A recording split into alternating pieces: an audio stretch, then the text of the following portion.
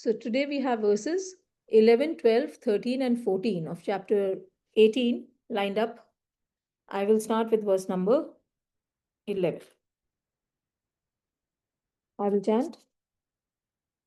न हि देहभृता शक्यं त्यक्तुं कर्मणाय शेषतः यस्तु कर्मफलः त्यागी स त्यागीत्यभिधीयते.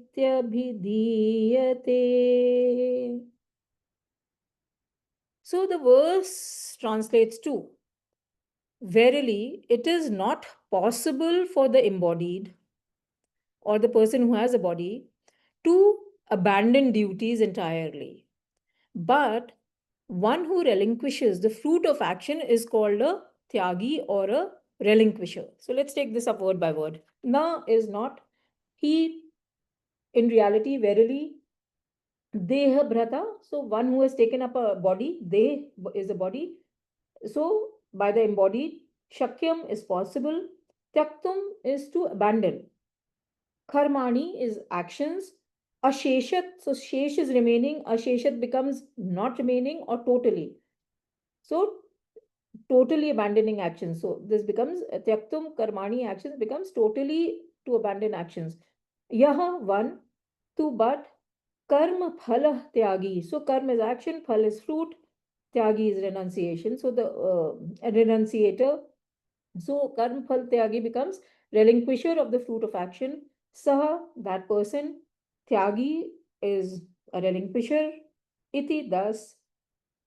Adbhidhyate is called. So the verse reads, verily it is not possible for the embodied to abandon actions entirely. But one who relinquishes the fruit of action is called a tyagi or a relinquisher. Let's chant it together. Nahi deha bhrata shakyam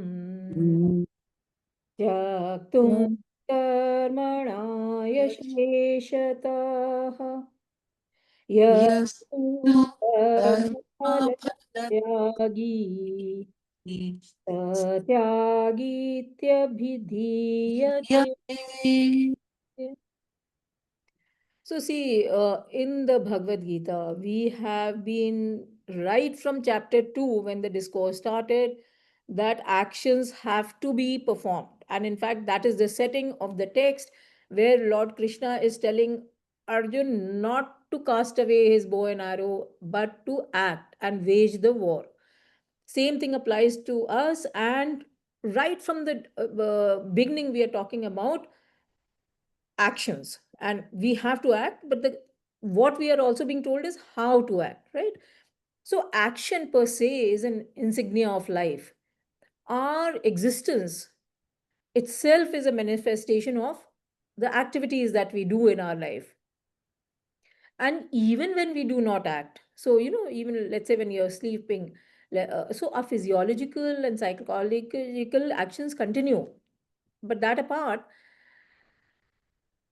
action is true not only for the human beings but the entire creation. So the trees will blossom at the right time, the animals will look for food at the right time or will look for mates at the right time, will build the birds will build nests in the springtime. So the flower will give out fragrance not waiting for someone specifically to come and smell. So if the flower does not notice that someone is there and then starts releasing the fragrance, but that is the nature. So that is the action by the flower, and that fragrance is an evidence of the flower's existence. When there is no fragrance or no action for the flower, that means the life for the flower has ended, so the flower has dried away or withered away.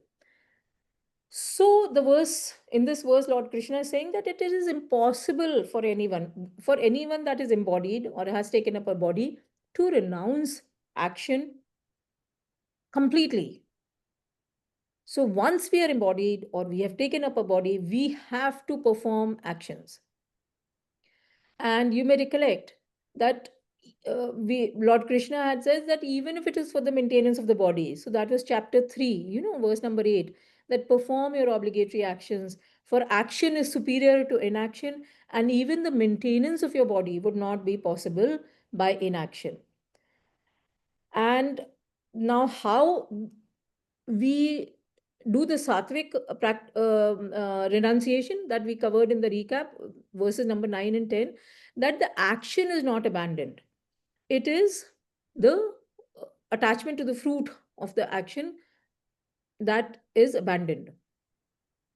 So, a sattvic tyagi does not abandon the action but continues to perform the obligatory action and remains balanced and poised in and through all the actions and all the activities. And the person controls the anxiety for acquiring and indulging in the fruits of action. And so, such a person is a tyagi. So, we understand what is tyag and what is tyag. Verse number 2 of this chapter said that the sages understand sannyas to be the renunciation of desired in actions, and relinquishment of the fruit of all actions is called tyag, right? So, tyag is the renunciation of fruits of action, but not the actions, right? So, we have to understand this subtle difference.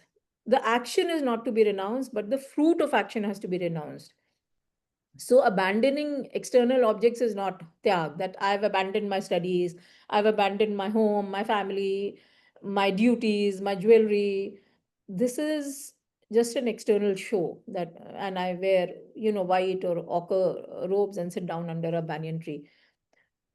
All this is not required.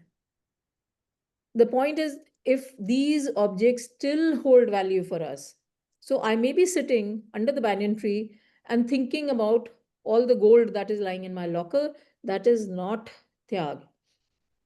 And again, this was covered in verse number 6 of chapter 3. Chapter 3 was Karma Yoga chapter, right? So there we were talking at a broad level about how to act, right? So verse 6, if you remember, read, who restraining the organs of action sits mentally indulging in the sense objects is of deluded understanding and is called a hypocrite, one who is pretending to be something that one is not. The point is that our scriptures continuously say that we can have all this, enjoy them, but they should not have hold over us. So we can be in the lap of luxury with a lot of paraphernalia and servants and so on and so forth, but still be a tyagi.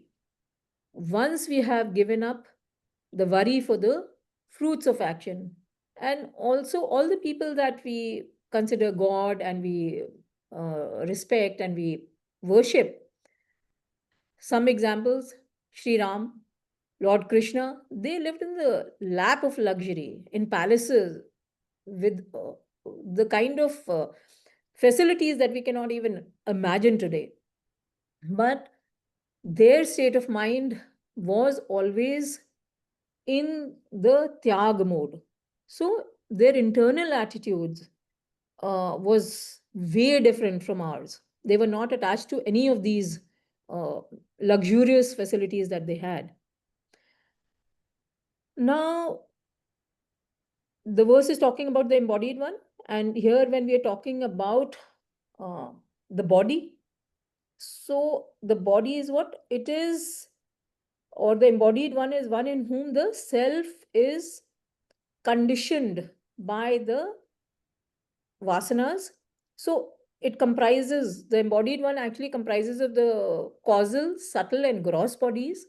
The causal bodies are our vasanas, tendencies, natural inclination, our nature, and they are the result for our next birth. Also, in the current birth, they affect or they produce the thoughts and desires in the our subtle body. So that is the next component, with the subtle body, which is our thoughts and desires, which is our result of our vasanas, the nature of our vasanas, the texture of our vasanas. And of course, gross, that's the third component of the embodied one, is a physical body consisting of our organs of perception and action. Now, till the time we are embodied, that means we have vasanas, and these vasanas will helplessly manifest themselves in action. Therefore, we cannot abandon action. Action has to be performed in the spirit of the practices, ideally, in the spirit of the sattvic practices that was covered in verses 9 and 10 of this chapter that we just recapped in the recap part. Now, what is being said here is that even if we find these sattvic practices difficult to follow, then we should at the very least give up clinging attachment to the or anxieties for the fruit of action. So, a person who abandons the obsession to enjoy the fruits of action is called a tyagi. Such a person is, of course, doing what ought to be done to the best of one's abilities, so not indifferently, but to whatever is the best that you can do without concern for what the person will get in return or the rewards that accrue from that action, is not bound by action. And what we mean by not bound by action is covered in the next verse. So let's read verse number 12. अनिष्टं मेष्टमेश्रं च त्रिविधं कर्मणः फलम् भवत्यत्यागिनां प्रीत्या न तु सन्न्यासिनां क्वचित्. So the verse translates to undesirable, desirable, and mixed is the threefold fruit of action that accrues to non relinquishers. The term used is atyagi. We'll take this up in the translation bit. Never to the renunciates or sannyasis. So let's take this up word by word. Anishtam, undesirable. Ishtam is desirable. Mishram is mixed. Cha and Trividam, threefold. Karmana, karma is action, so karmana becomes of action. Phalam is the fruit. Bhavati, accrues or obtained.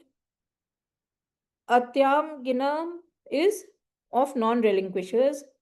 Pretya is after death. So that is the pretya state. Na, not to, but sannyasinam. So sannyasi is a renunciate. So sannyasinam becomes of renunciates. Kvachit, ever. So undesirable, desirable, and mixed is the threefold fruit of action that accrues to non relinquishers, never to the renunciates. Let's chant it together. Anishtam meshtam meshram cha trividham karmana phalam भवत्यत्यागिनां प्रीत्या न तु सन्न्यासिनां क्वचित्. So now we understand that atyagi is a person who has renounced the fruit of action or the rewards. So atyagi is the term that is this verse is using, is the opposite of tyagi. That means it is a person who has not renounced the fruit of action. So those are meaningful to the person, or they cause anxiety, or the person is concerned by what will come, what is in it for that person. So any activity you do, you ask what is it in it for me in that. So that is an atyagi. And the verse is also talking about sannyasi. So sannyasi is a person who has renounced desired inaction, right? So these are the nuances between tyagi, atyagi, and a sannyasi. Sannyasi was covered in verse number 2 of this chapter. Now, also, if you recollect, sannyas is the effect of tyag. And this we had done way back in chapter 5, right, of the Bhagwad Gita. And I will just revise the flowchart with you, where I'll just stop the share. I'm not.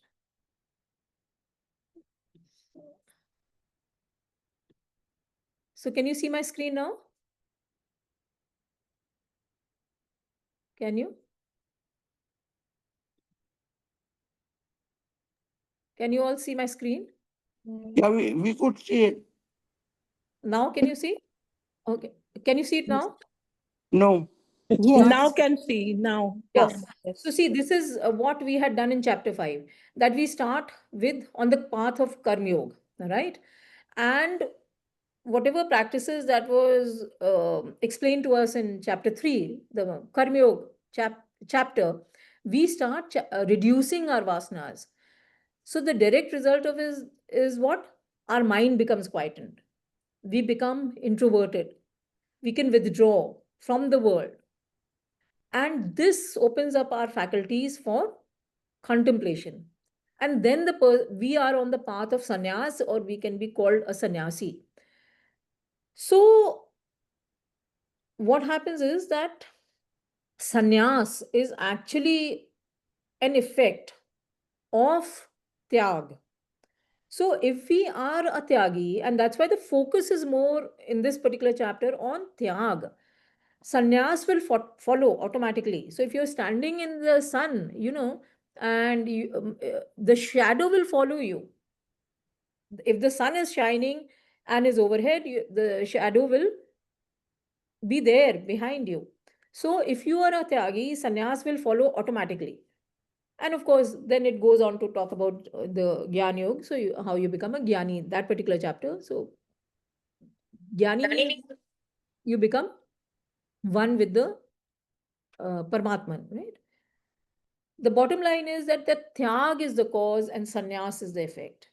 That means if we understand Tyag and implement it in our lives, Sannyas will automatically come behind us, or we will become sannyasis. So, sannyasi is no one else but a person who has understood Tyag and implemented it. So, he has gone beyond the stage of Tyag. Now, as just explained, that Tyag is the practice of renunciation, relinquishing the or renouncing the fruit of actions, which helps us reduce our vasanas and desires and propels us on the path of sannyas. And sannyas, as we have covered in this chapter, is renouncing or going beyond desire ridden actions. That is what is being termed as sannyas. Now, the fruit of action, we need to also understand. See, action is the effort that we are putting in the present. It is the cause of what? Of the fruit that will come to us in the future, or what we will reap afterwards as a consequence of the action that we are doing today, now. So, once we are doing an action, the foundation has already been laid for the fruit of action. So, if I'm good to someone, the foundation is laid of my act. When it will come to me is a different matter. So the worry about the fruit of action is futile. It's a waste of our current time, and it's a waste of our resources. We should be focusing on only the present action that we are doing. And our scriptures are continuously telling us to focus on the current action, stay in the present. The fruit of action will follow. It'll come when the time is ripe. It is an effect, and it will always be there in the future, and it will be commensurate to our action today, now. And this verse now is talking about the three kinds of fruit of action that accrue to a tyagi. That means a person who has not renounced the fruit of action, or is a desire ridden person who is attached to the fruits of action. So the words used are anishtam, disagreeable. So that means these are the actions prompted by bad desires, our negativities, wherever our tamasic, delusionary content takes over. And they result in a hellish environment for us, or what we call hell, you know. Ishtam is agreeable, which are activities or actions prompted by our good desires, our positivities, our sattvic content is propelling these kind of actions, and naturally it'll result in a heavenly environment where we'll have peace of mind, we'll be blissful. And Mishram is mixed. So mixed desires, both positive and negative. So it results in our worldly state, which is a mixture of the, some days are good, some days are bad. So those, it's a mixed environment.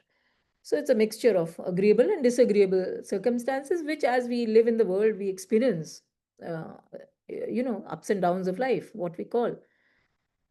So these are the fruit of actions that accrue to a tyagi, a person who has not renounced the fruit of action.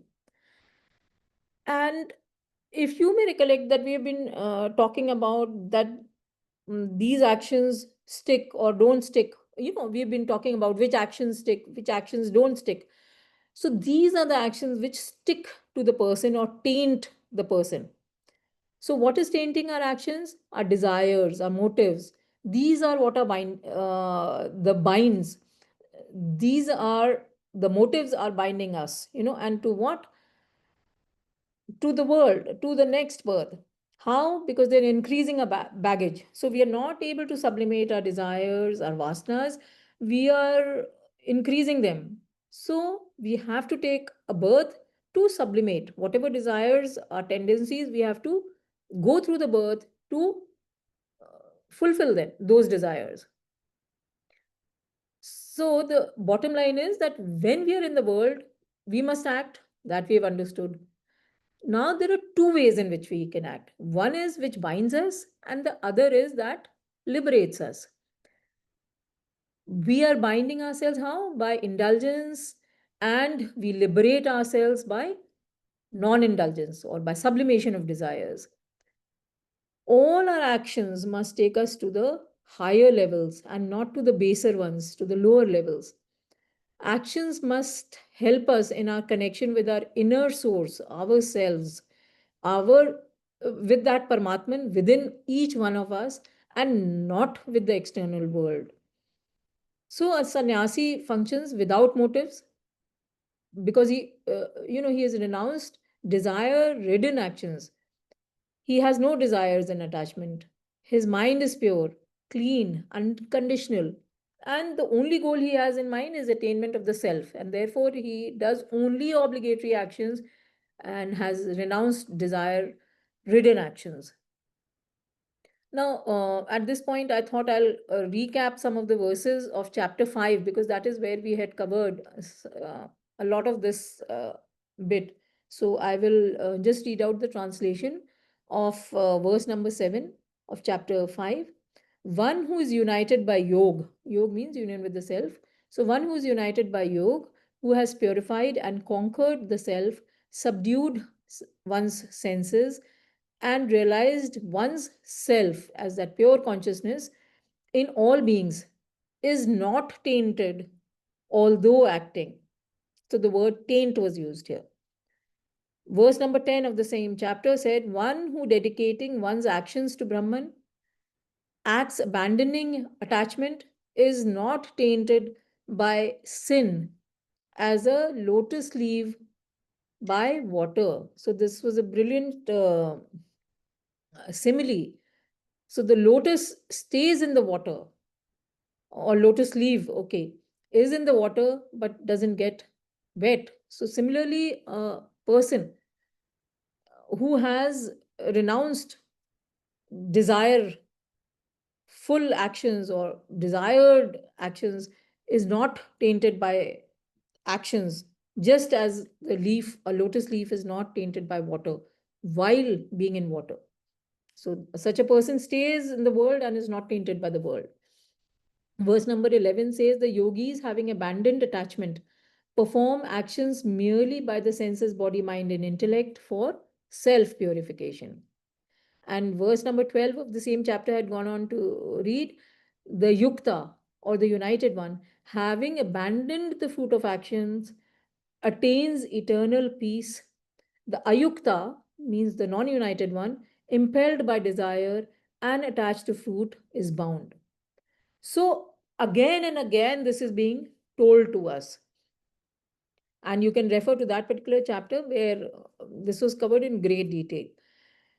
So, the person who is united to the self acts selflessly in the world with nothing to gain or lose from one's actions. So, one is completely, neutral to what comes one's way. One such a person works dispassionately and free from ego.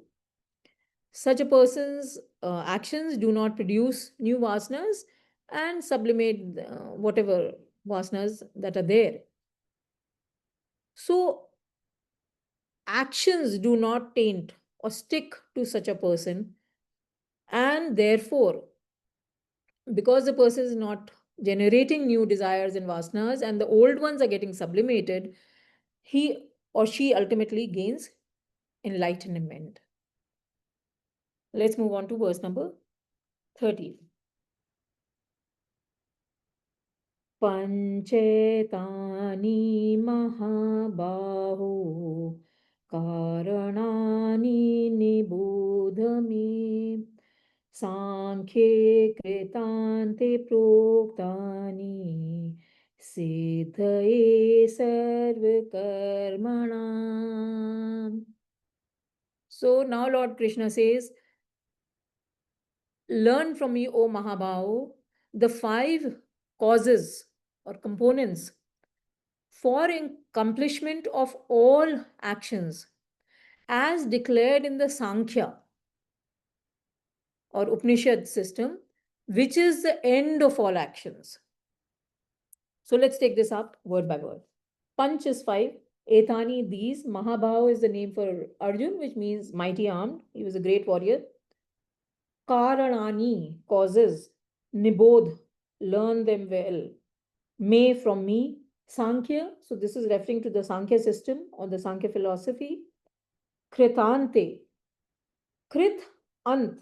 So Krit is action, Ante is end. So Kritante becomes which is end of action. Proktani is declared. Siddhaye is accomplished or accomplishment for accomplishment. Sarv karmanam. So sarv is all, karmanam is all of actions. So sarv karmanam becomes of all actions. Right. So this is where this verse ends. So learn from me, O Mahabaho, the five causes for accomplishment of all actions as declared in the Sankhya system, which is the end of all actions. So let's chant it together. Panchetani Mahabaho Karanani Nibodha me Sankhye Kritante Proktani Siddhaye Sarva Karmanam.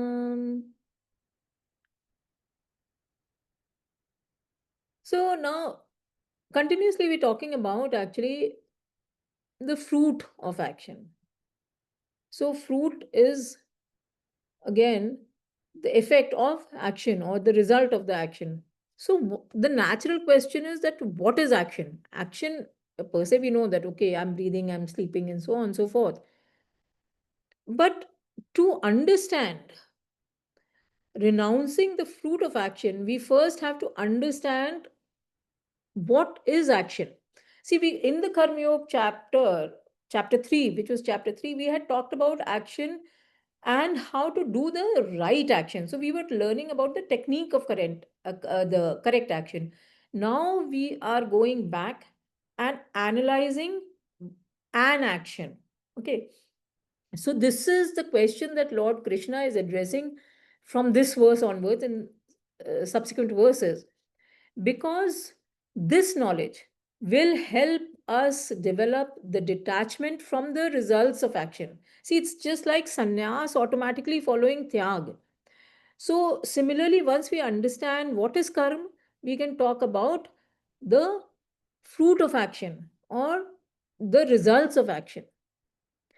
And I thought I will take some time to also cover the fact that Lord Krishna is referring to the Sankhya philosophy here in this particular verse.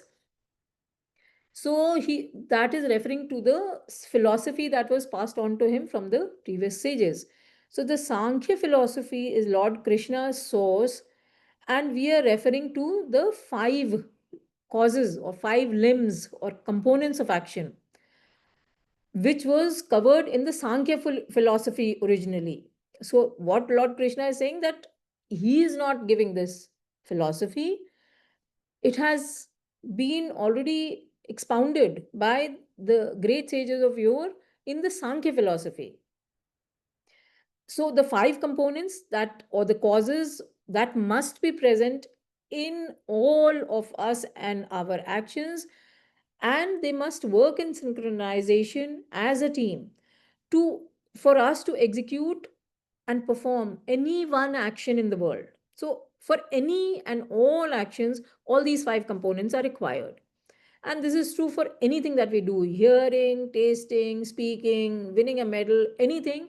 When you will read the next verse, you'll realize that these components have to be present and together. Now, this fivefold division, which Lord Krishna discusses in the following verses, is also the philosophy of the Bhagwad Gita that we have been discussing so far. And you may recollect that very often we go to Sankhya Yoga, or we are referring to the Sankhya philosophy fairly often in the Bhagavad Gita.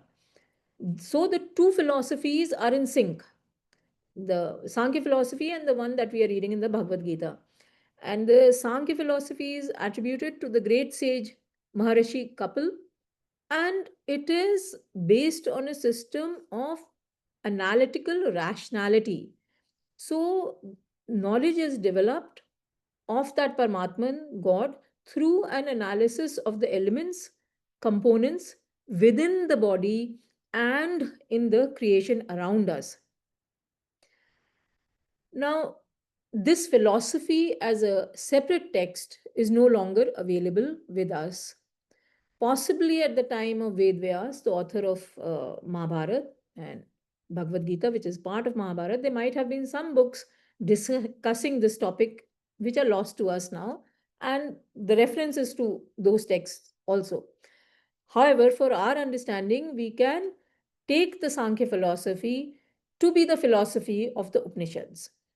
And in the Upanishads, Atman, that Paramatman, is distinct and transcends Prakriti or nature. So, and we have also been reading the same thing in the Bhagavad Gita, that all the actions are performed in the realm of matter. And the Paramatman or the Atman here, we are using them as synonyms, they remain Sakshi or the eternal witness. And then we come to end of knowledge, Vedanta. So Ved is knowledge, Ant is end. So Vedant is what? It's the end of knowledge. That means where the knowledge culminates. There's nothing which needs to be known beyond that. And when this happens, all actions also cease, because we have merged, and in that state or stage of the merger, we reach the state of Vedant, where we are merged with Paramatman. And once you are merged with that supreme knowledge, there's nothing that one needs to know further. That is the state of moksha. So, in that state, we are liberated and gone beyond the binds of the body, mind, and intellect. The gunas, there are no gunas, we have gone beyond the gunas.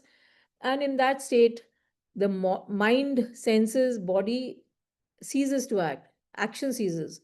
So, that state transcends action. Action is only in the material layer, the lower planes of the body, mind, and intellect, which we have read in the forgotten the chapter, where we had done the kshetra ke vibhag yog, that it's all in the realm of matter. So Bhagavad Gita has declared that all action ceases when the self-realization takes place within us. Let's move on to verse number 14. अधिष्ठानं तथा कर्ता करणं च पृथग्विधम् विविधाश्च पृथक् चेष्टा दैवं चैवात्र pancham. So this verse translates to the seat, which is the body. So the seat, the doer, the distinct instruments, various and distinct functions, and also Lord, the fifth here. So these are the five components that we are talking about, which was originally propounded in the Sankhya philosophy. Let's take this up word by word. So Adhisthana is the seat, which is referring to the body. Tatha, also Karta, the doer. Karanam is the instrument. Cha and Prathak Vidham is different or distinct types. Vivid is various. Cha and Prathak is distinct. Cheshtha is functions or efforts. Devam is Lord. Cha and Ev also. Atra is here. Panchamam, fifth. So the seat, the doer, the distinct instruments, various and distinct functions, and also Lord, the fifth here. I will translate it to the various body, the components that we relate to, so that we will take it up in the discussion. But the verse then will read as the body, the doer, the organs of perception, distinct organs of action, and also Lord, the fifth here. So that is another way to read the verse so that we understand it better. So let's chant it together. अधिष्ठानं तथा कर्ता करणं च पृथग्विधम् विविधाश्च पृथक् चेष्टाः दैवं चैवात्र pancham. So Krishna starts enumerating the five factors or components which work in complete synchronization or as a team and constitute any action done by us. So the first component is adhishthanam, or the seat, the body. So this consists of, as we've been reading, the causal, subtle, and gross bodies. The causal body is the vasanas, inherent tendencies, inclinations, etc., etc. Vasanas produce the requisite thoughts. So we come to the subtle component of our body. So our thoughts and desires, and which produce our body to act. So we come to the gross body, our physical body consisting of our organs of action and perception. So the our body is the seat of all activity. The body has to be there, right? So to act in the world, you can't say that I thought of something and mentally I did it. No, it has to be done in the world. Karta is the doer, the actor, the indweller. So a body cannot perceive the world, nor can it react to the world unless there is our this actor, the conditioned consciousness. It is conditioned by the vasanas. So hence we all function in different ways depending on our vasanas. So these vasanas are functioning in and through our body. So the indweller or the actor is presiding over the desires and wants to fulfill those desires. So I want to go out and have a gulab jamun. I will make sure. that or I mean, I want to have gulab jamun. So either I cook it at home or I go out and fetch it. I will ensure that I fulfill my desire. So I am constantly seeking to fulfill my desires through the activities. So that is the doer. Karanam prathak vidam. So different types of instruments, which refers to the organs of perception. So my what are our organs of perception? Eyes, ears, nose, touch, etc. Five organs we have. So they help us perceive through. They are the instruments through which we are receiving the stimuli from the world. And then we talk about prathak, vivid prathak cheshta. Cheshta is the effort that we put into the world or the organs of action, various and distinct. So you speak and you touch, you move, you have hands, you have legs. So you act in the world. And then we are talking about Devam. Devam is what? The enabler, that pure consciousness that functions through all the embodied people and creatures to perceive at the body level, the mind to feel, and the intellect to think, rationalize, discriminate. Or it is that enabler which enables and supports the instruments and also helps us perform the distinct functions. So it enables both the organs of perception and the organs of action, right?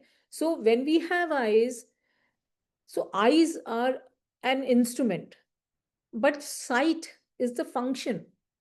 Both should be there. Then only can the stimuli, visual stimuli from the world register with us. Ears should be able to hear. So you have instances of deaf and dumb people who have the ears, or you know who have the organs of speech but are not able to speak or are not able to hear. Many such instances are there. So we have eyes but they do not see. So the classic case of Dhritarashtra in Mahabharata. So the enabler is not there in that particular component, right? So the five components, all these five should be present for an action to happen. And the same five components are there in all actions that all of us do throughout our lives. What are they? The body, which is the seat in which uh, all these organs and are actually reside. And then we have the ego, the doer. Perceiving the world is through the organs of perception, organs of action, and then that Paramatman, the enabler, the faculty provider. So, all these five components are necessary for any action. So, with that, we conclude